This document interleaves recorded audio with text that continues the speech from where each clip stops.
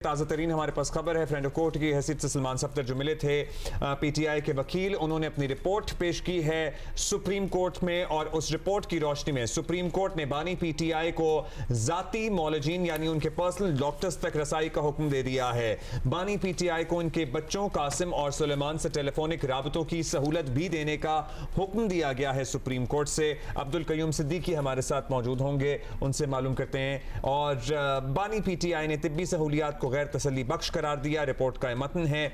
और attorney general Mansoor Usman Awan ने इस मौके पर कहा कि हम माहिर आंखों के डॉक्टर्स तक रसाई देने के लिए बिल्कुल तैयार हैं, जिस पर चीफ जस्टिस ने रिमार्क्स दिए कि हुकूमत लग रहा है अच्छे मूड में है। और चीफ जस्टिस ने कहा कि बानी पीटीआई को इनके बच्चों के साथ टेलीफोनिक राबते की सहूलत भी मिलनी चाहिए, यानी इसका भी हुक्म सामने आ गया है सुप्रीम कोर्ट की तरफ से। अब्दुल कयूम सिद्दीकी हमारे साथ। सिद्दीकी इज विद अस, हमारे स्पेशल कॉरेस्पॉन्डेंट हैं। अब्दुल कयूम सिद्दीकी, बताइएगा रिपोर्ट में और क्या कुछ लिखा है सलमान सफ्दर की तरफ से और उस पर क्या अहकाम जारी किए गए चीफ जस्टिस की तरफ से?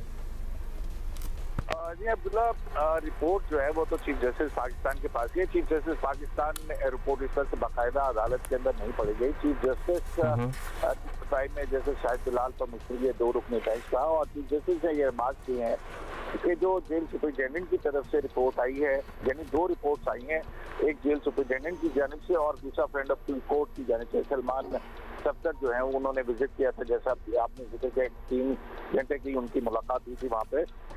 तो उन चीफ जस्टिस का कहना था कि दोनों रिपोर्ट्स एक जैसी हैं। बहरहाल इस रिपोर्ट के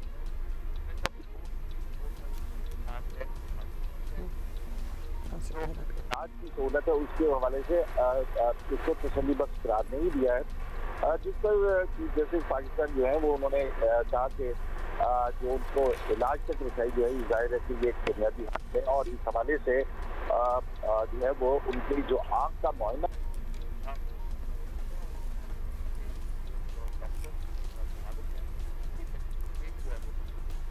करवा दिया जाए। और दूसरे साथ ही सुप्रीम कोर्ट ने बानी पीटीआई के बच्चों से उनकी मुलाकात टेलीफोन के ऊपर गुफ्तगू की भी हिदायत की और ये भी साथ में कहा कि 16 फरवरी से पहले जो है ये इक़दाम किए जाए।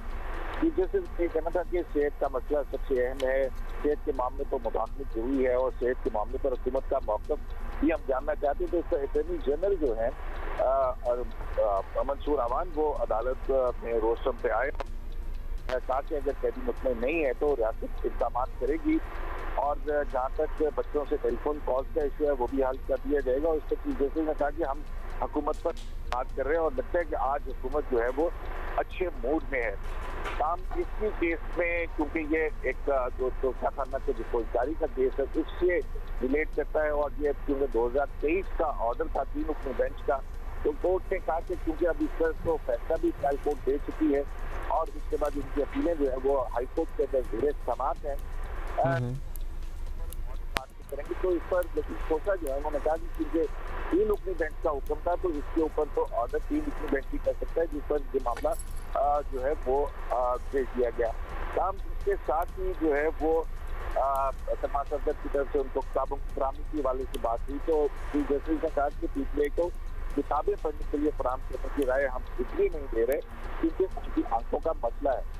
अतः जितनी जल्दी मुमकिन हो सके बानी पीटीआई की उनके बच्चों तक रसाई और टेलीफोनिक राब्तों की सहूलत फराहम की जाए। और इस पर अटॉर्नी जनरल ने जो है वो यकीन दहानी कराई कि 2 से 3 दिन तक ये तमाम मामला जो है वो हो जाएंगे और 16 फरवरी तक उनकी आंखों के माहिर के डॉक्टर्स तक रसाई जो है वो भी दे दी। अच्छा, आंखों के माहिर डॉक्टर्स तक रसाई मिलेगी या फिर उनके पर्सनल नॉलेज तक भी रसाई मिलेगी? ये कहा ये गया है कि वो रसाई देने की आंखों के डॉक्टर्स तक, क्योंकि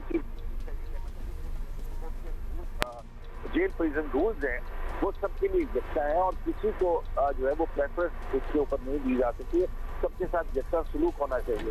ठीक है, शुक्रिया आपका अब्दुल कयूम सिद्दीकी, हमें अपडेट कर रहे थे। ज़ाहिर है अहम चीज़ें सामने आई हैं। सुप्रीम कोर्ट में चीफ जस्टिस की तरफ से कहा गया है कि बानी पीटीआई से उनके बच्चों की टेलीफोनिक मुलाकात या टेलीफोनिक राबते या टेलीफोन पर बात करने के लिए प्रॉपर इंतज़ाम किया जाए, हुकूमत इस सिलसिले में फैसिलिटेट करे और उनको उनके ज़ाती नॉलेज या आँखों के माहिर डॉक्टर तक रसाई फौरी तौर पर पॉसिबल बनाई जाए, जिस पर अटॉर्नी जनरल ने उसूली तौर पर इससे इत्तेफाक भी कर लिया है कि हुकूमत वुड डू दैट।